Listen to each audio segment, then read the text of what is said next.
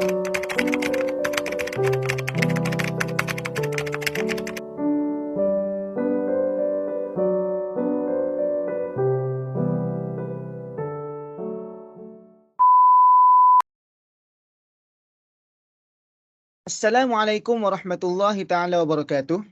Seterusnya berkaitan dengan polemik dalam memahami tasawuf falsafi. Tasawuf falsafi ini kita dapat faham dengan mudah ianya adalah ilmu tasawuf yang telah pun bercampur dengan ajaran falsafah dan ianya telah pun dikembangkan oleh para ahli sufi yang berlatar belakangkan falsafah. Tasawuf falsafi ini berasal daripada beberapa unsur, antaranya unsur Islam, unsur Kristian, unsur Parsi, unsur Yunani, unsur Hindu ataupun unsur Buddha. Yang mana jika kelima-lima ini kita dapat ringkaskan menjadi dua unsur, iaitu unsur Islam dan unsur yang tidak Islam. Antara perkara-perkara utama yang dibincangkan di dalam tasawuf falsafi ini adalah yang pertama berkenaan dengan konsep fana dan baqa', yang mana konsep ini telah dicetuskan oleh Abu Yazid Al-Bustami. Di dalam konsep ini, seseorang Muslim tu boleh mencapai satu tahap yang lebih tinggi daripada ma'rifatullah, iaitu bersatu dengan Tuhan. Yang mana seseorang itu perlulah mencapai tingkatan fana terlebih dahulu. Yang mana fana ni kita dapat faham daripada sudut bahasa bermaksud hancur ataupun musnah. Akan tetapi fana di sini bukanlah berarti hancurnya tubuh badan. Akan tetapi maksudnya ialah menghapuskan kesedaran akan adanya diri zahir tubuh badan manusia. Dan apabila seorang itu dapat mencapai tahap fana, maka dia telah pun bersatu dengan Tuhan. Yang mana Tuhan itu bersifat dengan sifat baqa' yang berarti kekal ataupun abadi. Konsep seterusnya yang ada di dalam tasawuf falsafi adalah berkenaan dengan ittihad. Yang mana ittihad ni adalah penyatuan antara manusia dengan Tuhan. Apabila seorang manusia itu telah mencapai tahap fana, maka dia akan bersatu dengan Tuhan. Dan dengan Tuhan yang bersifat baqa'. Jadi keadaan kebersatuan inilah yang dikenali dengan ittihad. Baqa' di sini dimaksudkan oleh sebilangan golongan sufi ialah sifat terpuji Tuhan yang ada pada manusia. Dan boleh dikatakan konsep fana dan baqa' ni dia terkait dengan konsep ittihad. Seterusnya konsep al-hulul yang mana ianya telah dibawa oleh Husain Ibn Mastur Al-Hallaj. Berkaitan dengan Al-Hulul, Al-Hallaj berpendapat bahawasanya di dalam diri manusia ni adanya sifat ketuhanan dan di dalam diri Tuhan itu pula adanya sifat kemanusiaan. Jadi disebabkan itu kesatuan antara Tuhan dan manusia ni boleh berlaku. Ketika mana seorang manusia itu telah mencapai tingkatan fana ataupun hancurnya diri seorang itu, maka sifat-sifat ketuhanan yang ada di dalam dirinya itu akan mengambil tempat di dalam dirinya. Imam Al-Ghazali di dalam kitabnya Al-Maqsad Al-Asna' menyatakan pendapatnya berkaitan dengan ittihad dan hulul. Imam Al-Ghazali berkata bahawasanya mustahil akan menjadi persatuan ittihad antara dua keberadaan. Meskipun keduanya sejenis, lebih lagi jika berlainan. Dari perkataan Imam Al-Ghazali ini kita dapat faham bahawasanya mustahil untuk dua keberadaan untuk bersatu. Walaupun keduanya sejenis. Sebagai contoh, ada dua orang manusia, mustahil untuk kedua orang manusia ini bersatu. Lebih-lebih lagi jika dua keberadaan itu berbeza jenis, seperti keberadaan makhluk dan keberadaan Tuhan. Maka lebih lagilah mustahil untuk dua keberadaan ini bersatu. Konsep seterusnya yang ada di dalam tasawuf falsafi ialah berkaitan dengan wahdatul wujud, yang mana ianya telah pun dibawa oleh Muhyiddin Ibn Arabi. Wahdatul wujud ini bermaksud kesatuan wujud, yang mana di dalam konsep ini ianya merupakan kesinambungan ataupun peringkat seterusnya daripada al-hulul.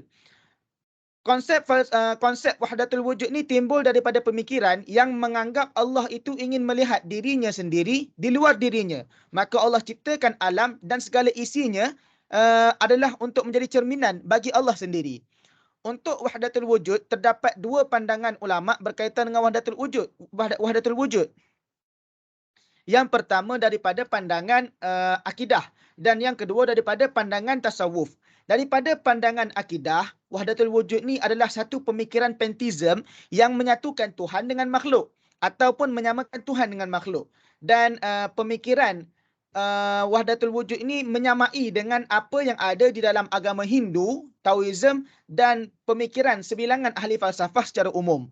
Manakala daripada sudut tasawuf pula, menurut An-Nablusi, istilah wahdatul wujud ni mengikut pandangan ahli sufi bermaksud wahdatul syuhud, iaitu hati yang sentiasa menghadirkan wujud pada sekalian makhluk. Jadi di sini kita dapat lihat bahawasanya terdapat dua perbezaan pandangan ulama antara ulama tasawuf dan juga ulama akidah dalam memahami konsep wahdatul wujud. Walau bagaimanapun berdasarkan muzakarah jawatan kuasa fatwa Majlis Kebangsaan bagi hal ehwal Islam di Malaysia, pada tahun 2000 telah memutuskan bahawasanya fahaman wahdatul wujud ni menyalahi akidah Ahlussunnah wal Jamaah dan bertentangan dengan ajaran Islam.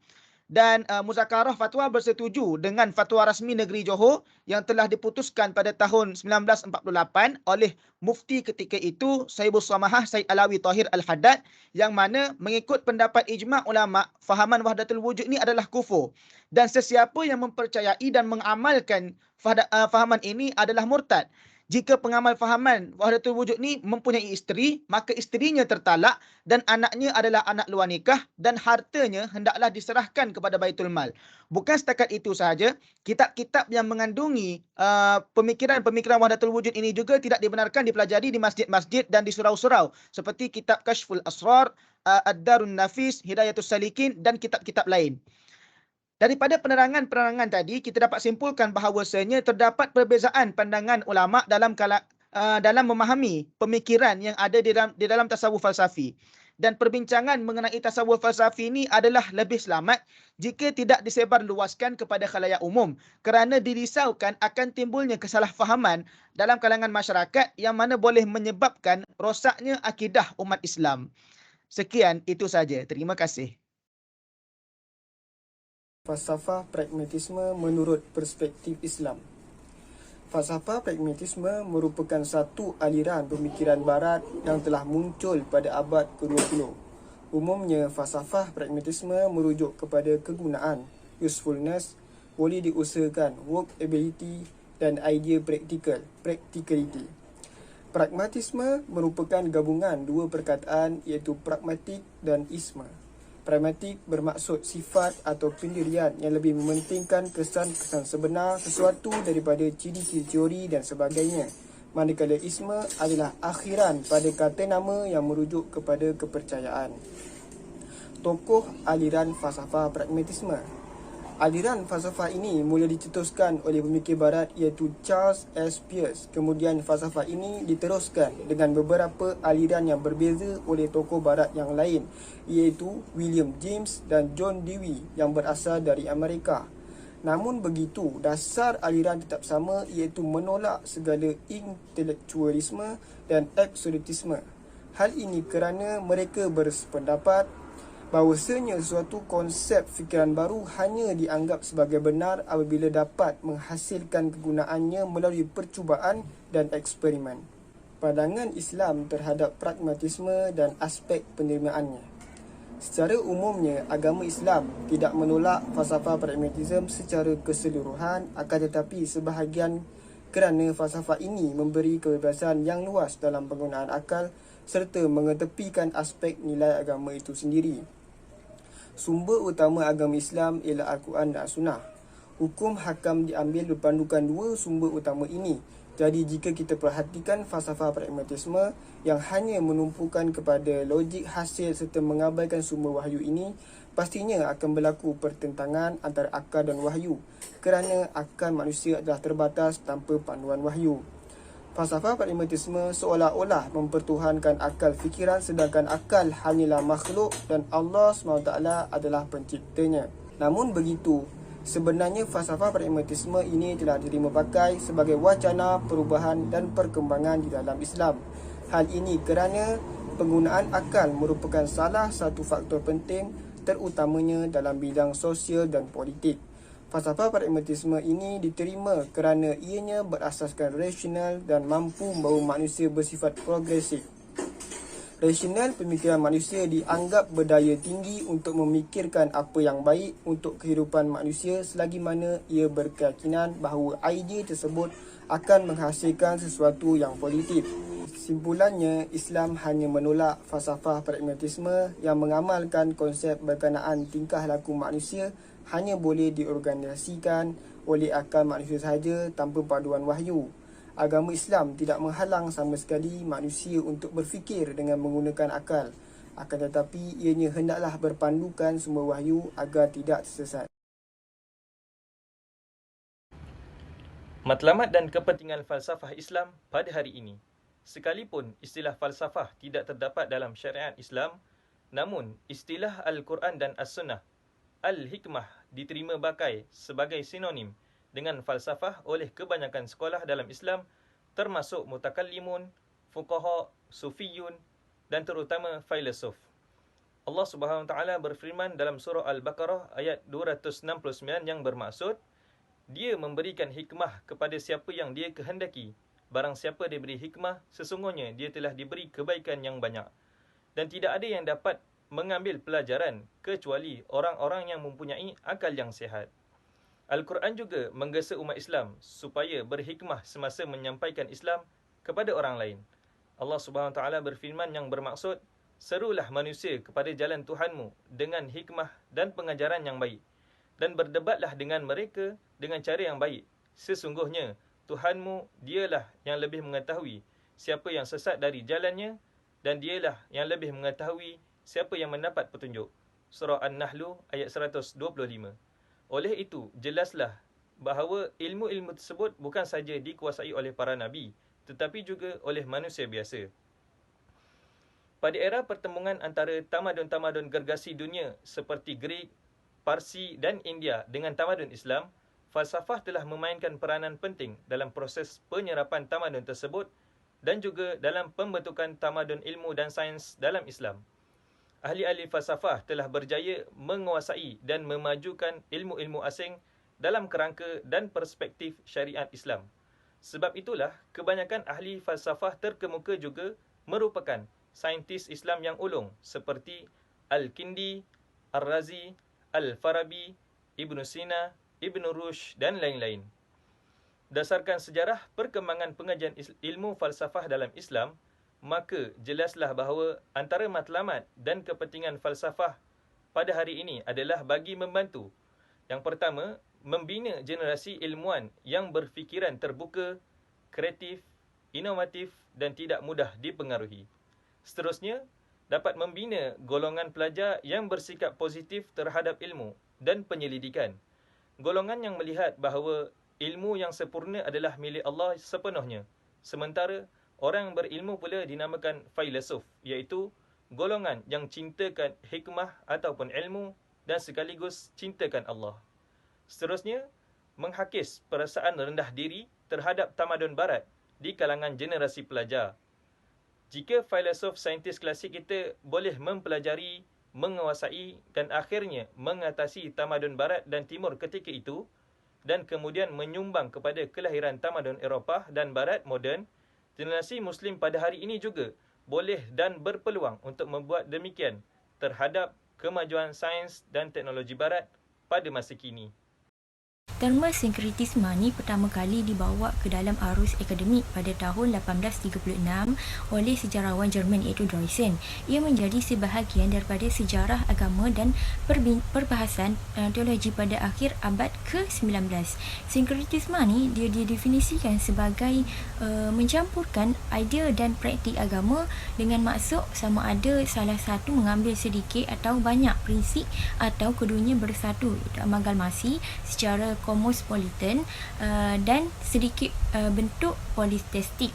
Pada dasarnya telah berkembang dua golongan aliran sinkretisme utama, iaitu mereka yang mengelakkan penilaian iaitu deskriptif dan aliran yang bertegas membentuk penilaian iaitu normatif. Jadi hal ini menambahkan kekeliruan dalam memahami konsep sinkretisme kerana kedua-duanya aliran ni dia gunakan perkataan yang sama bagi kajian mereka yang bertentangan.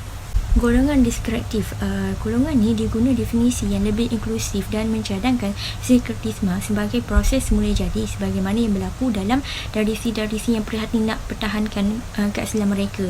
Antara golongan aliran ini ialah Shaw dan Stewart. Dia membincangkan sinkretisme dengan panjang lebar tanpa menawarkan definisi melampaui umum pengertian percampuran agama. Stewart ni menawarkan konsep yang lebih luas kepada sinkretisme, iaitu sinkretisme ni menimbulkan persoalan sejarah mengenai asal-usul, hubungan budaya dan pengaruh yang diterima. Manakala Michael Peer ni dia mendefinisikan sinkretisme sebagai kewujudan bersama elemen daripada pelbagai identiti yang bersifat sementara dari berbagai-bagai agama atau pelbagai konteks dalam sesebuah bentuk agama yang koheren. Jadi jelas di sini bahawa perbincangan golongan deskriptif ni terhadap sinkretisme terhenti setakat isu pencampuran elemen yang pelbagai dan bercanggah antara satu dengan lain tanpa mengaitkan dengan isu tidak suci ataupun tak tulen sesuai dengan imej mereka yang mengelak perbincangan yang bersifat normatif atau menilai sama ada betul ataupun salah. Golongan normatif, dia mendefinisikan sinkretisme dalam skop yang lebih eksklusif.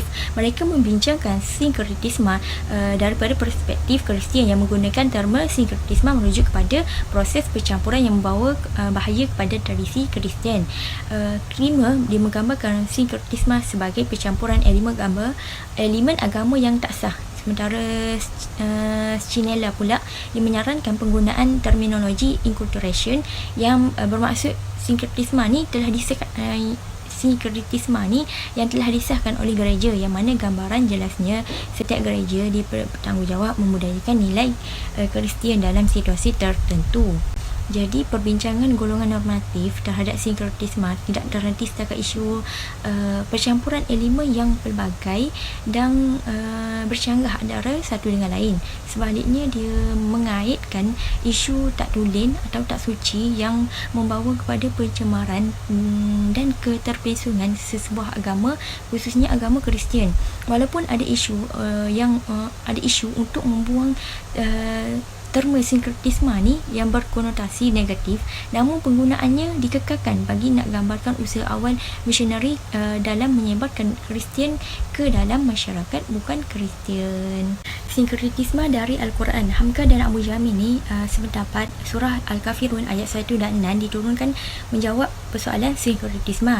Surah ni diturunkan di Mekah dan ditujukan kepada kaum kafir musyrikin yang tak nak terima surah Nabi dan kebenaran yang Nabi bawa kepada mereka. Menurut Ibnu Jarir, panggilan hai orang-orang kafir ni adalah perintah oleh Allah supaya Nabi ni sampaikan kepada orang kafir tersebut, yang mana sejak awal lagi dia berkeras menentang Rasulullah dan sudah diketahui dalam ilmu Allah ni mereka sampai saat terakhir pun mereka tak nak terima kebenaran. So dapat dirumuskan surah Al-Kafirun ni memberi pedoman yang tegas bagi umat Nabi Muhammad bahawa akidah tidak dapat diperdamaikan atau dalam arti kata yang lain, tauhid dan syirik tak dapat dipertemukan.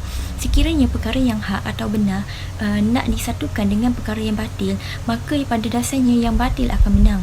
Oleh sebab itulah akidah tauhid ni tidak selari dengan sinkretisme yang bermaksud menyatukan antara dua keimanan.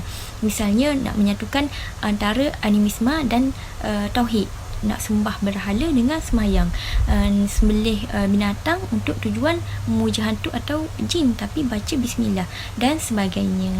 Isma dan talfiq. Mengikut pengertian istilah fiqh, talfiq ialah mengambil ataupun mengikuti suatu hukum tentang suatu peristiwa dengan mengambilnya daripada berbagai mazhab atau mencampur adukan pendapat ulama mazhab yang berbeza dengan bertaklid kepada dua imam mujtahid itu ahli ijtihad atau lebih dalam nak melaksanakan suatu amal ibadah, sedangkan kedua imam berkenaan tu tak mengaku sahnya amal ibadah tersebut kerana tak sesuai dengan pendapat mereka. Skop dan ruang talfiq ni dia terbahagi kepada dua, iaitu talfiq dalam akidah dan talfiq hukum dan mengikut ruksah. Jadi Az-Zuhail dia mengatakan tak ada ruang talfiq dalam urusan akidah sebagaimana yang disepakati oleh jumhur ulama serta kaum muslimin, dan perkara ni telah sabit secara qat'i kerana perbahasan talfiq adalah dalam ruang lingkup perbahasan taklid. Oleh sebab itulah taklid ni tak dibenarkan dalam urusan akidah. Maka secara tak langsung talfiq ni juga tak dibenarkan dalam urusan akidah. Dan berkaitan talfiq ni dalam masalah hukum yang ditetapkan melalui ruangan berijtihad dan bertaklid, ulama berselisih pendapat mengenai keharusannya.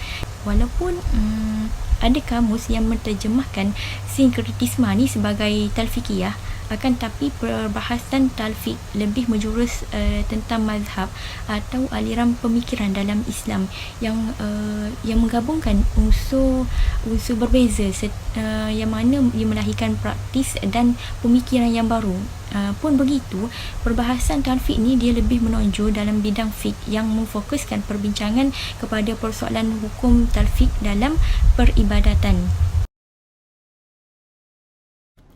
Assalamualaikum warahmatullahi wabarakatuh. Saya Nur Azwani binti Cik Alias dengan nombor matrik A1821188.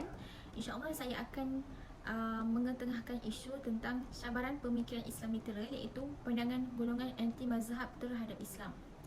Golongan anti mazhab ni di mana dia telah memahami Islam secara literal atau harfiah dalam sesuatu isu, sehingga sering menimbulkan banyak keraguan, khususnya yang berlaku di Malaysia, dengan menyatakan bahawa mazhab ni seolah-olah bertentangan dengan para sahabat dan Rasulullah SAW. Antara contoh pemikiran mereka adalah dengan mengatakan bahawa membaca Yasin di malam Jumaat itu merupakan suatu perkara yang bid'ah dan patut ditinggalkan. Gerakan ini mula dipelopori oleh Ibnu Taimiyah, Ibnu Hazim dan Ibnu Qayyim, kemudian diagungkan oleh Syekh Muhammad Abduh, sehingga mereka sepakat menolak Imam Mujtahidin Mutlak, iaitu Imam Syafi'i, Maliki dan Hambali. Pandangan Syekh Muhammad Abduh ni seiring dengan krama yang mengatakan bahawa umat Islam pada hari ini sudah jauh ketinggalan zaman kerana masih berpegang teguh dengan ajaran Islam yang sudah berkurun lamanya, iaitu 1400 tahun yang lalu.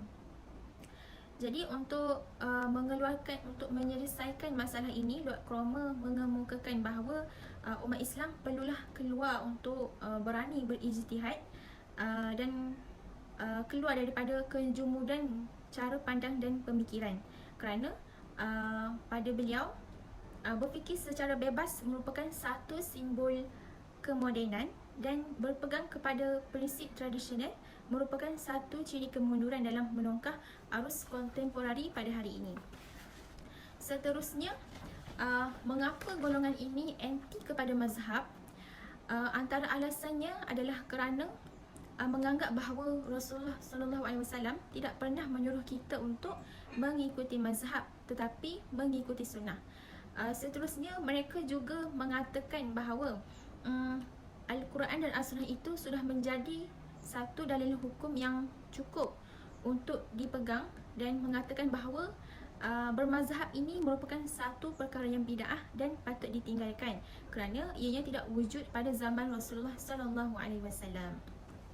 Hakikat sebenar bermazhab, jika kita teliti dengan baik, maka kita dapat lihatlah bahawa mazhab yang empat ni sebenarnya merupakan pendokong mazhab para sahabat dan tabi'in, kerana mereka mengikuti jejak Rasulullah SAW, yang mana diturunkan secara mutawatir bersama sanad yang sahih dan dapat dipegang.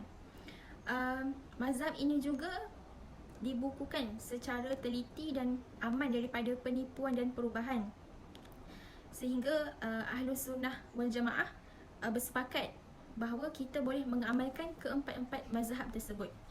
Hujah masyarakat hari ini kepada kenapa perlu kepada pegangan mazhab, kerana khususnya di Malaysia lah kan, kalau kita tengok golongan awam ni berhajat kepada rujukan guru yang mereka boleh percaya setiap kali menghadapi masalah furuk tertentu dalam kehidupan, kerana di peringkat orang awam mereka tidak mampu untuk menguasai perkara ini. Maka menjadi satu keperluanlah kepada kita untuk berpegang kepada satu-satu mazhab yang telah diturunkan oleh imam-imam tertentu.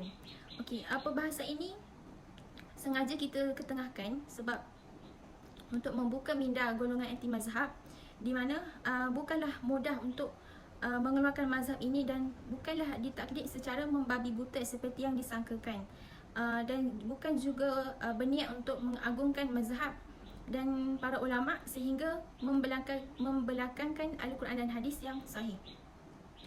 Kalau kita tengok balik, kalau mazhab itu sendiri tidak mampu untuk dikuasai oleh orang awam, maka mampukah mereka untuk memahami Al-Quran dan hadis secara langsung?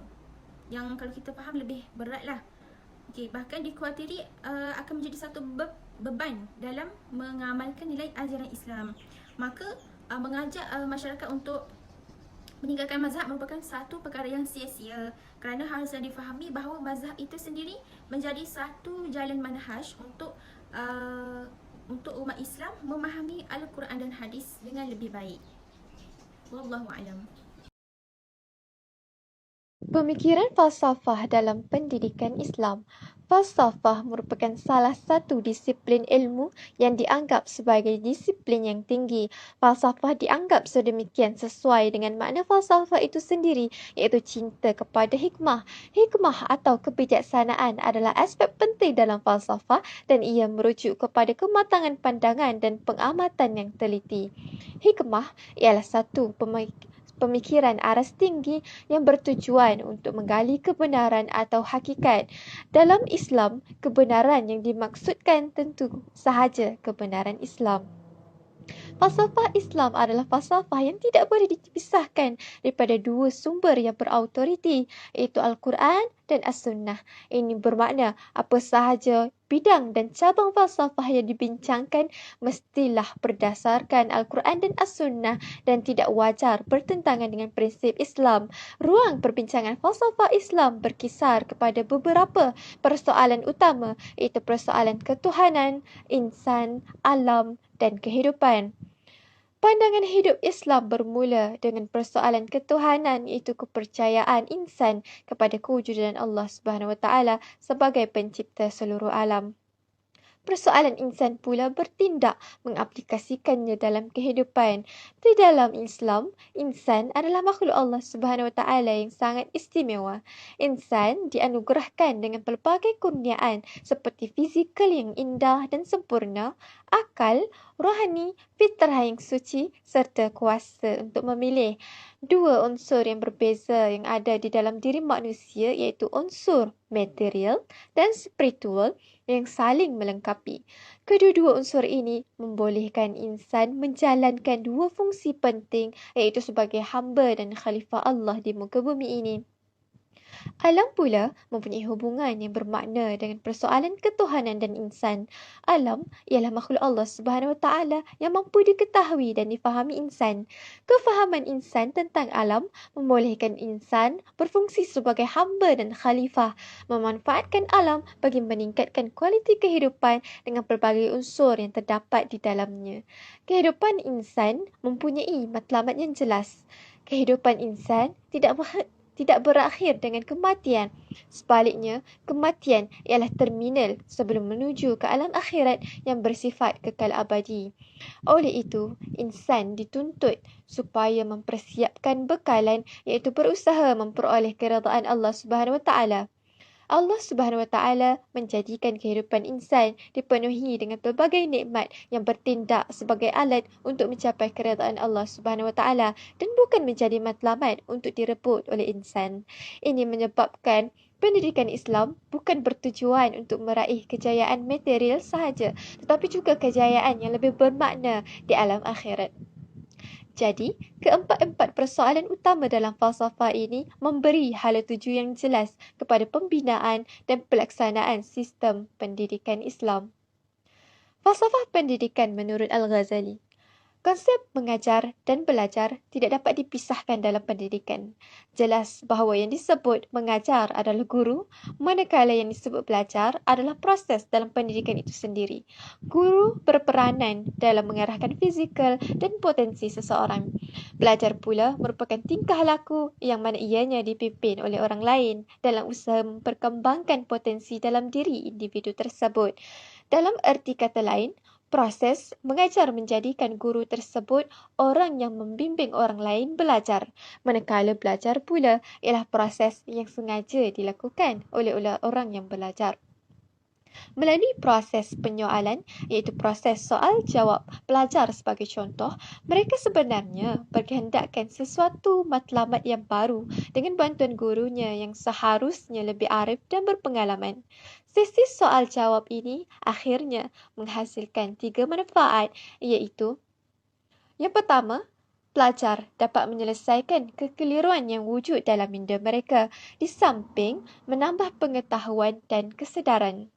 Kedua, jawapan yang diterima itu akan dapat memuaskan pelajar kerana dengan jawapan tersebut ia dapat meluaskan serta menambah pengetahuan guru itu juga. Yang ketiga, membolehkan pelajar lain yang turut serta dalam sesi tersebut menambah pengetahuan mereka. Menurut Al-Ghazali lagi, konsep beri dan terima iaitu give and take di antara pengajar dan pelajar mempunyai 2 tujuan utama, iaitu menjadikan kehidupan di dunia ini aman dan mendapat faedah di akhirat kelak. Al-Ghazali menjelaskan juga pendidikan merupakan proses bagi melatih akal, jasmani dan moral individu agar menjadi manusia yang berguna di dunia dan di akhirat, bersumberkan wahyu iaitu Al-Quran dan As-Sunnah.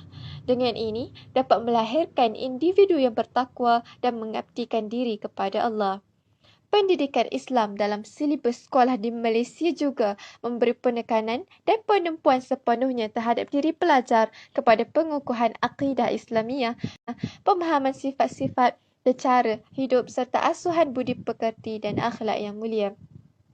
Menyedari hakikat ini, silibus pendidikan Islam yang diadakan di sekolah adalah untuk mendedahkan pelajar kepada pendidikan secara menyeluruh terhadap cara hidup harian seseorang Muslim, di samping menekankan penghayatan dan amalan. Melalui pendekatan nilai-nilai murni dalam mata pelajaran lain juga supaya wujud kesepaduan daripada ilmu-ilmu fardu kifayah dan pendidikan Islam. Matlamat dan falsafah pendidikan dalam Islam untuk melahirkan pelajar dan seterusnya masyarakat yang harmonis, seimbang dan bertakwa akan tercapai. Matlamat pendidikan menurut Al-Ghazali. Menurut Al-Ghazali, matlamat pendidikan yang unggul ialah keselarasannya dalam objektif kejadian manusia iaitu penguasaan ilmu tentang Allah. Ilmu tersebut meliputi ilmu tentang pencipta dan ciptaannya termasuk alam semesta, roh, perkara yang berlaku selepas mati dan sebagainya. Konsep pendidikan dalam Islam bermaksud proses pendidikan yang berdasarkan ajaran Islam yang bersumberkan panduan Al-Quran dan As-Sunnah. Seterusnya sumber-sumber lain yang diperjelaskan oleh ulama-ulama yang muktabar.